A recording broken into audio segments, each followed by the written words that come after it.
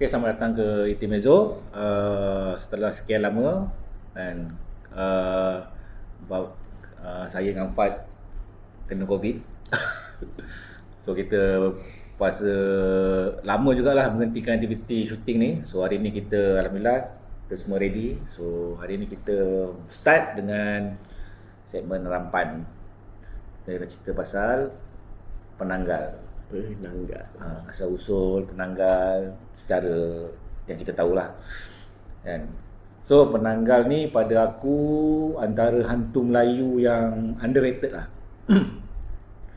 Tradisi lain tak ada ke pasal penanggal? Banyak. Filipino ada. Thai ada. Filipino pun ada. Inhuman Kiss. Inhuman Kiss ada satu filem Thai. Indon pun ada, Sabah pun ada kan. Ya, Sabah ada Balan-balan.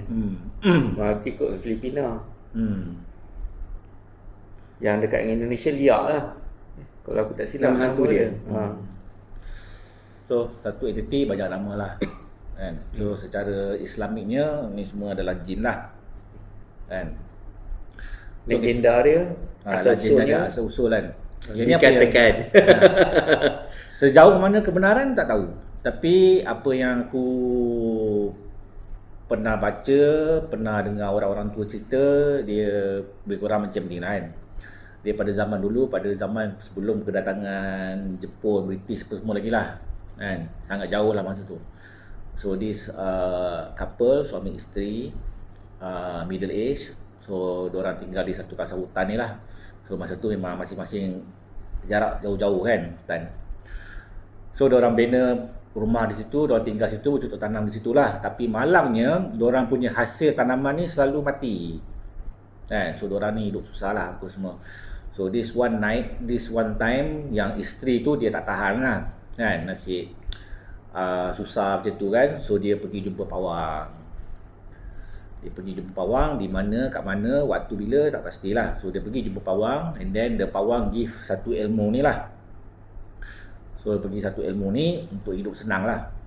So dia pun amalkan lah. Dia punya amalan masa tu dia kena rendam diri dia dalam satu tempayan besar sampai ke paras tekuk lah. Ramuan dia tu tak pastilah. Suami isteri? Hanya isteri tu saja. Oh, isteri je saja. Suami tu tak tahu yang isteri dia buat benda ni lah. Oh, okey. So bila suami dia tidur, dia akan buat benda tu lah.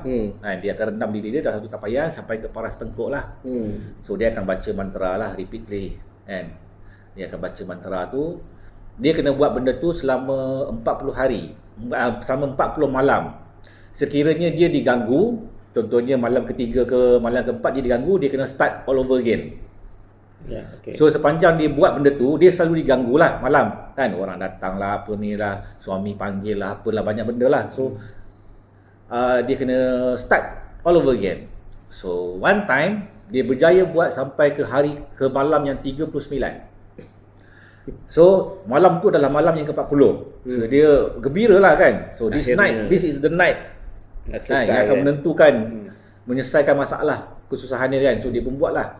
Dia masukkan badan dia dalam tempayan tu. So dia buat, dia baca mantra repeatedly. So after sometime over midnight, waktu dia tu hampir nak habis lah upacara tu, ada orang datang rumah kan, ketuk pintu. So dia pun bengang lah. Dia kata aduh, dia pun tercakap lah benda tu kan secara spontan. Aduh, sekeratlah aku lagi malam ni kan. Without realizing sekerat? Sekeratlah aku malam ni. Upacara tu lah. Upacara tu terhenti lah. Dia tak habis. Setengah. Setengah.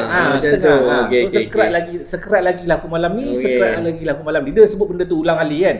So without realizing yang dia sebenarnya dah complete upacara tu. Okay. Kan? So bila upacara tu complete, she can ask apa benda yang dia nak. So benda tu akan manifest lah. So dia tersebut benda tu, sekeratlah aku lagi malam ni, and suddenly dia pun sekerat. So dia punya ni terkeluar. So orang semua terkerat dari tubuh. Tu dia punya legenda lah, sejarah usul dia lah. Menarik. So over the time orang mengamalkan ilmu ni, and then become something else lah. Tapi sejauh mana kebenarannya tak tahu. Betul ke antara legenda dia kena minum darah budak-budak atau Bukan budak-budak, daripada darah nifas tu. darah nifas. darah perempuan yang mak dia lah. Perempuan yang melahirkan. Melahirkan. Bila perempuan yang melahirkan, so dia kena cari benda tu nafas. Dia tak membunuh, tapi dia ambil dia minum darah tu. Selepas dia minum darah tu, ni pada zaman dahulu lah. Zaman sekarang ni tak tahu macam mana diorang praktikkan lah. Sebab orang yang mengamal ni akan mempunyai tanaman ladang ataupun sawah yang luas. Kan? So diorang akan pastikan diorang punya tanaman ni sentiasa subur. So this is one of the ilmu yang diorang pakai. So bila lepas diorang minum air nifas tu, darah nifas tu, so dia akan kemam sebahagian darah tu dalam mulut. So dia akan terbang. So dia akan round dekat dia punya ladang ataupun sawah. So dia akan jatuhkan air nifas tu kat kawasan diorang. Fertilizer dia. So that is the ilmu lah. Okay, make sense jugalah. Dia macam sebab perempuan tu baru melahirkan, baru orang pun menghasilkan something kan, menghasilkan bayi. So dia gunakan hasil bayi tu untuk menghasilkan tumbuh-tumbuhan lah pula. So dia cerita Science dia. Ada sains dia. Kalau cerita reality, adakah aku tak pernah nampak lah benda tu, tak pernah jumpa. Tapi pernah dengar several lah, tiga kali kot cerita, orang cerita lah. So the first story masa aku sekolah rendah lah. So this time masa tu yang cerita pakcik aku kot. So masa tu pada tahun zaman 60-an. Era-era karak dulu lah, macam dulu lah kan. So pada zaman tu, era legenda karak tu apa semua kan. Oh, kalau dah ada dah masa tu? Ada dah. Oh. So dia satu perkampungan lah. So perkampungan ni diganggu oleh penanggal. So kebetulan pula that time of year ramai pula orang mengandung. Kan? So Baru lepas merdeka. so what happened that time, benda tu datang. So all the orang kampung semua siasat lah kan. Siasat this thing happen kan. Dah 2-3 perempuan yang dah kena lah, yang melahirkan anak dah kena. So diorang siasat, and then this one team, satu kumpulan anak muda. So they suspect this one, satu perempuan janda ni lah, yang tinggal seorang, kaya kan, asing daripada perkampungan. Dia tapi dia tak belagak kan, tapi dia tak ada ladang lah, dia tak ada sawah. Ada ladang sawah. So kumpulan pemuda ni suspect makcik janda ni lah. So dia beritahu kepada tok penghulu lah semua tu, tapi tak ada bukti. Tak ada bukti. So that time tinggal last, ada satu perempuan ni, dia paling last sekali yang akan melahirkan anak. So everybody pun prepare lah. Diorang buat preparation, diorang letak daun mengkuang bawah rumah. That time rumah kampung kan, tinggi kan. So diorang letak tu, diorang berkawal rumah tu apa semualah. So pada malam yang dia nak melahirkan anak tu, so tok penghulu ni buat plan lah. Separuh daripada orang kampung akan keliling rumah tu lah, menjaga, dan separuh lagi bersama dengan kumpulan pemuda ni untuk pergi intai rumah mak janda tu. So dia separate lah. So malam tu bersalin. So kumpulan pemuda yang duduk yang di luar rumah cik janda ni, diorang tengok, they saw the head flying out daripada rumah tu. So kan, so this thing pergi ke rumah tu kan, pergi ke yang tu lah, yang orang bersalin tu.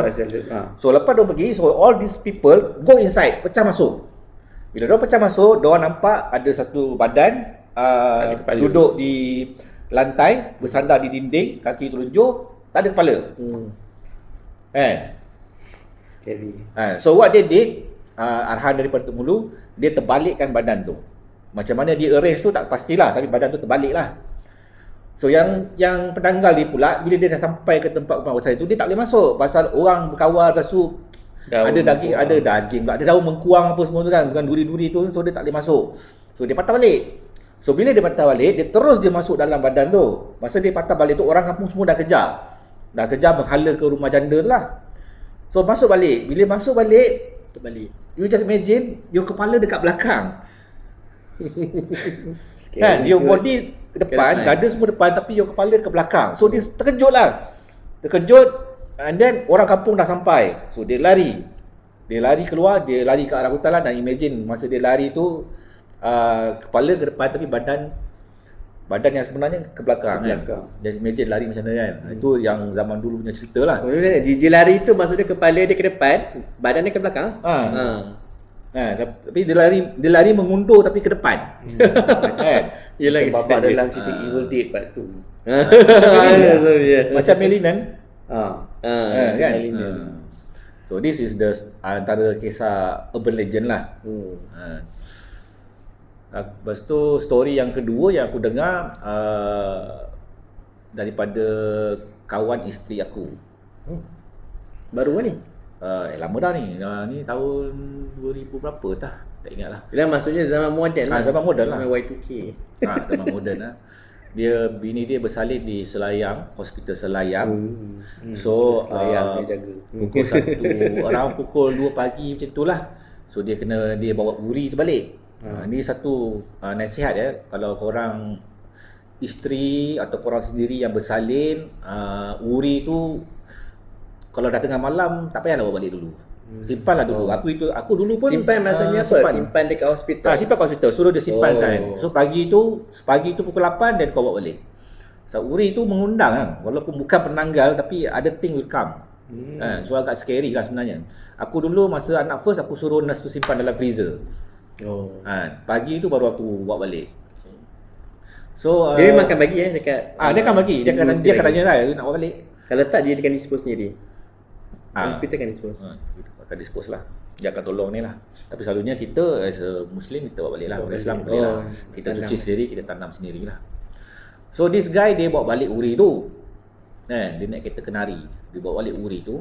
So dia keluar lah pukul 2 pagi that time, 2.30 pagi. Dah tak ada kereta dekat Selayang tu kan. So dia nak balik ke mencari Damansara ke Damansara mana dah. Kan? So dia balik lah. So dia punya bapa mentua menunggu di rumah. So dia bawa balik. Masa dia bawa balik tu, setengah perjalanan tu suddenly ada benda letak atas bumbung. So, dia pun terkejut lah kan. Apa hal kan? Tapi bawa macam biasa lah. Bawa macam biasa. So at the same time, after that first bump, lorry from other side opposite datang bagi flashlight. Bagi high beam. Pap. Kan? So dia pun kenapa kan? Aku punya kereta high beam ke kan? Tengok check tak ada. And then second bump atas bumbung. And then third bump. Dan semua kenderaan daripada sebelah sana yang bypass dia akan bagi high beam. Pap. So tak tahu. So member sudah takut. Member sudah takut. So member sudah call lah bapak mentua dia. Masa tengah drive tu kan, bapak mentua dia kata, "Okey, tak apa. Kau drive tu, kena call telefon bibik. Kau terus je bawa kereta, terus je masuk. Aku buka pintu semua." So bapak mentua dia dah buka gate, dah buka pintu tu semua standby lah. So dia datang and then the thing keep bumping lah. Bumping. So sampai je rumah, dia terus masuk off kereta, pegang uri, buka pintu, terus lari masuk rumah. Bapak mentua dia tutup pintu. And then after that something rolling dekat roof lah. Rolling dekat roof. So mamak ni panik lah. Mamak ni tak tahu benda, tahu apa kan. Bapak mentua kata, itu kalau dah tahu itulah penanggal. Pasal kau bawa uri. So that is the second story lah. Third story aku baca dalam surat khabar rasanya. Bukan majalah. Dia tinggal Masika. Bukan. Dia tinggal di rumah apartment, flat kan. Suami isteri, mak bapak dia di bawah lah. Satu tingkat bawah. So isteri ni selalu mengadu kat suami dia yang dia selalu nampak kepala manusia dekat berenda. Isteri dia tengah mengandung, tengah sarat. So suami dia selalu shift malam. So dia kata, dia beritahu lah dekat suami dia, every time you go kerja kan, I saw kepala dekat berenda, duk smiling dekat dia. So this suami pun dia concern lah. So tapi malam tu, ada satu malam tu dia nak pergi kerja juga. Dia terpaksa lah pergi kerja kan. So dia beritahu dekat bapak dia kat bawah lah, something happen, just tolong tengok lah kan. Yang aku tak faham, in that kind of kau punya case, kenapa kau tak suruh je bini kau tidur kat bawah? Ya betul. Kan? Dia tinggalkan juga isteri dia kat situ seorang. Dia pergi kerja. That thing come. Kan? That thing come dekat tu, berjerit-jerit perempuan ni, menjerit-jerit lah, menjerit-jerit. Kebetulan pula yang mak bapak dia ni kan, on the way naik ke atas. Nak tengokkan menantunya. Kan? Terdengarlah jeritan tu. Cepat-cepatlah sampai bawa kunci spare masuk kan. And that's all lah. Memang dia orang semua nampak lah kat situ, kat berenda tu, benda tu pusing kan. Pasal dia dah ambil waktu nak bersalin kan. Okay, yang ketiga ni tak boleh buat drama, tak boleh buat filem. Yang kedua, yang pertama tu memang best buat lah.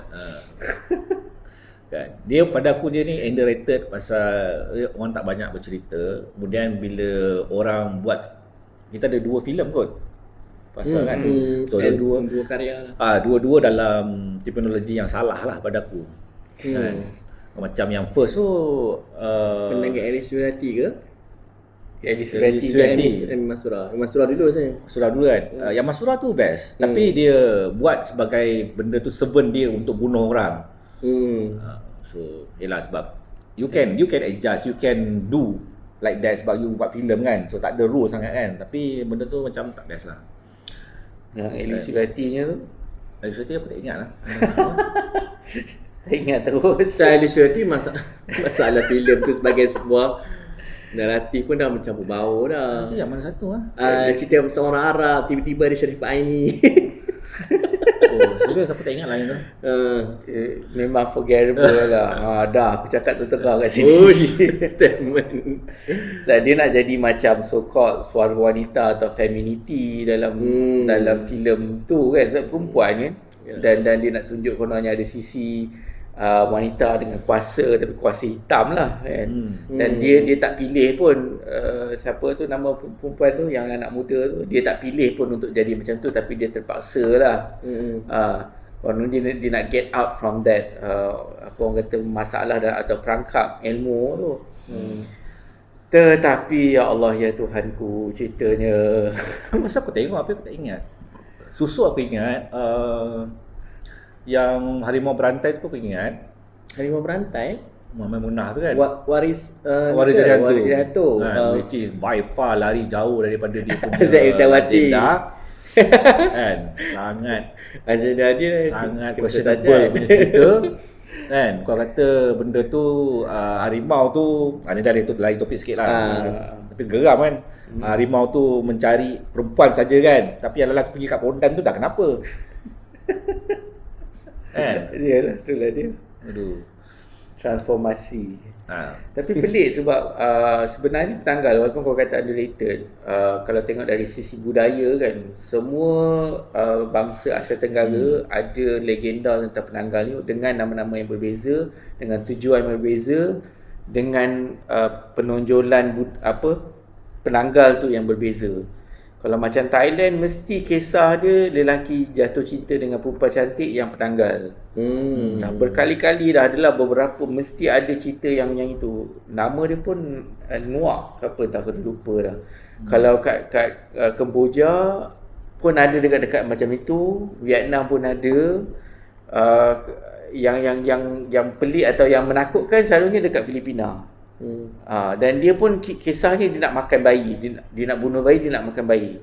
Betul? Indonesia aku tak berapa pasti sangat, tapi aku rasa juga agak bahayalah.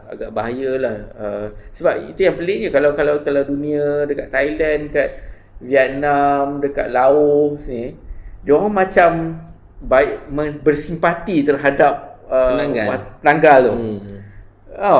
Tapi kalau kita Indonesia, Filipin, dia ni macam enemy, dia ni musuh.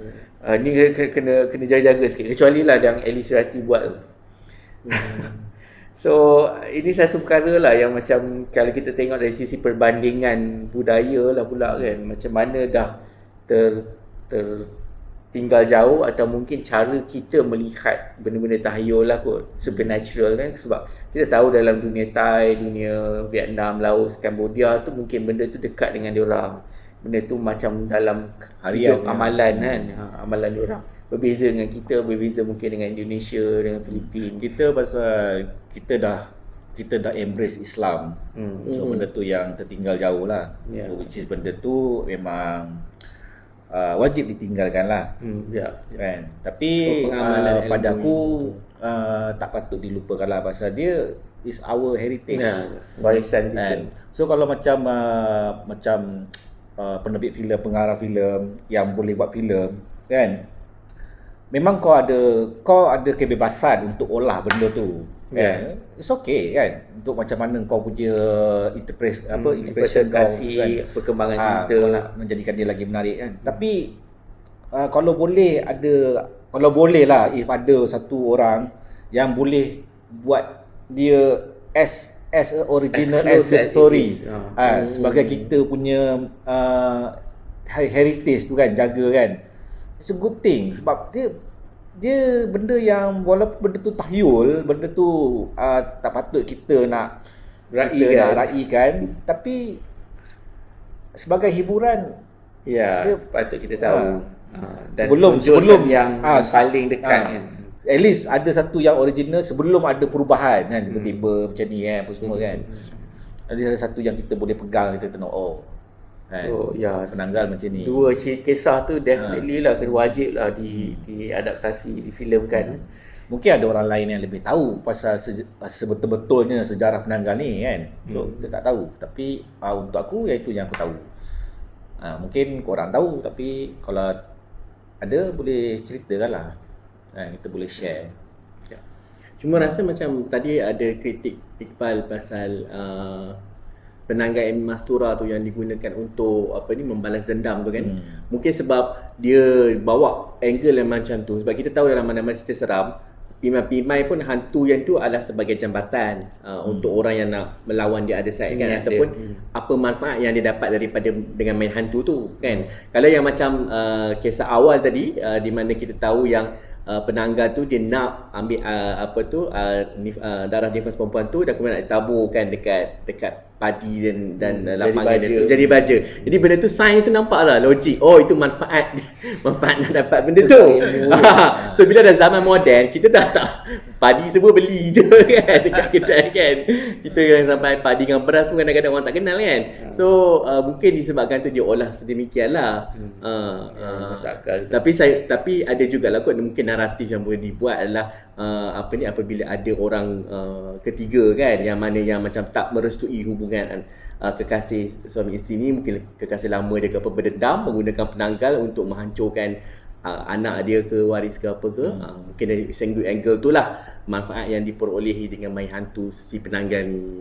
Tapi memang menarik lah. Yang the first one tu I think really baru kita faham tau, dia bukan setakat isu penanggal tu, dia isu macam mana orang dulu susah payah nak dapatkan rezeki dan seumpama kan, membanting tulang kan.